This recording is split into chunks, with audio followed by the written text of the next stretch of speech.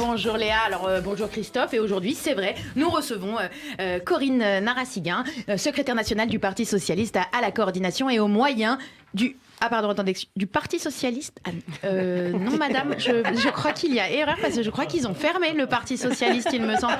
Ah bah non, mais là il faut peut-être le dire à la dame Rideau, ils ont fait, si, je vous jure, j'étais très triste, mais non, ils ont même pas revendu à qui que ce soit parce que personne voulait racheter l'affaire. Et du coup, ils ont laissé, c'était un sale moment, ils ont laissé comme ça le projet sur le trottoir, les encombrants sont venus embarquer le PS comme ça. C'était pas facile après comme ça, tant d'années d'existence, de finir dans cette décharge des utopies abandonnées, des rêves non aboutis. Le PS est en train de gire là comme ça à côté d'un gésir. Ah oui, gésir, exactement. Ah oui, le verbe, c'est gésir. Merci, vous avez bien raison. C'est gésir. Exactement, ouais, c'était l'émotion de la perte du PS, du deuil finalement.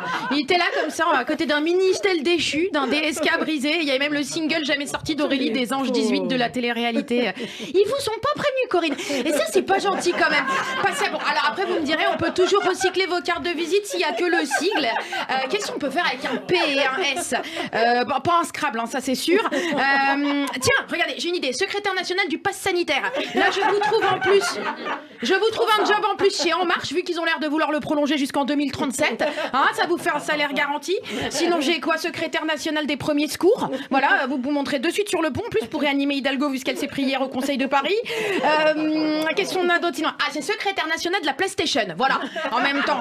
Ouais, mais oui, ma PS, attends, mais et en même temps, jouer virtuellement dans un monde imaginaire où rien n'est plausible. Les socialistes ont déjà formé Corinne, donc voilà, ça ira bien.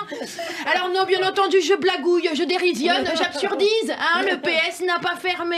Vous êtes presque déçus tous là. Non, mais enfin, j'ai quand même moins d'humour que vous au Parti Socialiste, puisque c'est quand même aujourd'hui l'investiture de votre candidat à la présidentielle, et aujourd'hui, pour que vous, pour sauver un parti dit à l'agonie, eh bien vous avez choisi Anne Hidalgo. Et là, on se dit que c'est vous les farceurs. Voilà. Parce que moi j'aime bien l'idée que l'important, c'est de pas gagner, mais de participer. C'est vrai, mais l'important, c'est quand même de rester en vie aussi, des fois. Et les électeurs de gauche qui se sont sentis au fil des années abandonnés, parfois, par le PS. Si, les gens, Christophe, viennent se confier à moi. Je sais des choses. Christophe. Alors, ces électeurs, au mieux désabusés, au pire dépités, avaient du mal à croire en vous. Et donc là, vous vous dites, tiens, si pour diriger notre rafio qui fuit de toutes parts, on mettait un candidat qui a autant de popularité qu'un supporter PSG lâché en plein vélodrome de l'OM. Anne Hidalgo, qui sera aujourd'hui annoncée comme votre figure de pro officielle, ne rallie pas en effet tout le monde, je dois dire, et c'est vrai qu'elle s'y applique. Certains disent qu'au PS, on avait le choix entre le folle et la folle. Et là, je dis stop. Là, par contre, je dis stop. Je ne permettrai pas qu'on parle de folie. Parce que moi, qui connais très bien 2-3 résidents au bloc de l'HP Sainte-Anne à Paris dans le 14e, je vous le dis, aucun d'entre eux n'aurait proposé de doubler le salaire des profs ou de repenser le temps de travail à 32 heures quand même. Je suis fair-play pourtant parce qu'en plus, moi, j'essaye avec Anne de dissocier son bilan parisien. J'essaye, mais c'est pas facile vu qu'Anne n'a quand même pas voulu lâcher Paris avant son grand tour de France. Bon, après, tu me diras, vu toutes les pistes cyclables qu'elle nous a collées dans Paris, ça lui fait un bon échauffement pour le tour. Alors après, je trouve qu'elle est superbe, ça je dois le dire, quand même Psartek le brushing, dynamique, résiliente. Est-ce que c'était vraiment une raison pour organiser ce rendez-vous de com, Corinne, il y a 3 jours? Le PS nous conviait en effet lundi soir sur Facebook pour l'émission en direct d'un grand débat entre Anne Hidalgo et elle-même. Voilà, ça s'appelait 2022, le direct avec Anne Hidalgo, et moi, puisqu'ici on se dit tout, voilà, il y a vraiment un moment où je voulais zapper.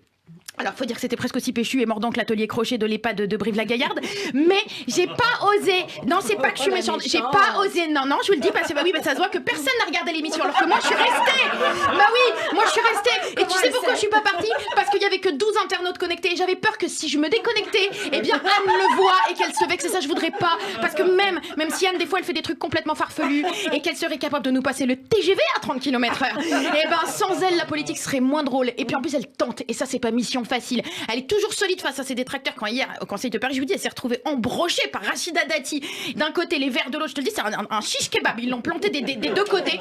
Et ben elle se démonte pas, et même si les 4% qu'elle se fait, des fois ça fait la risée des amateurs de sondage, elle s'accroche presque aussi bien d'ailleurs que les crottes de chien sur notre trottoir parisien. Et ben la résilience, est-ce que c'est pas déjà une preuve de capacité présidentielle?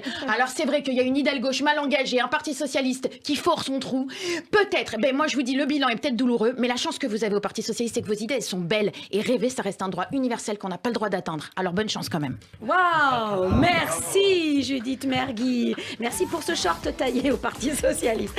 Et tout de suite, c'est la revanche. Le retour.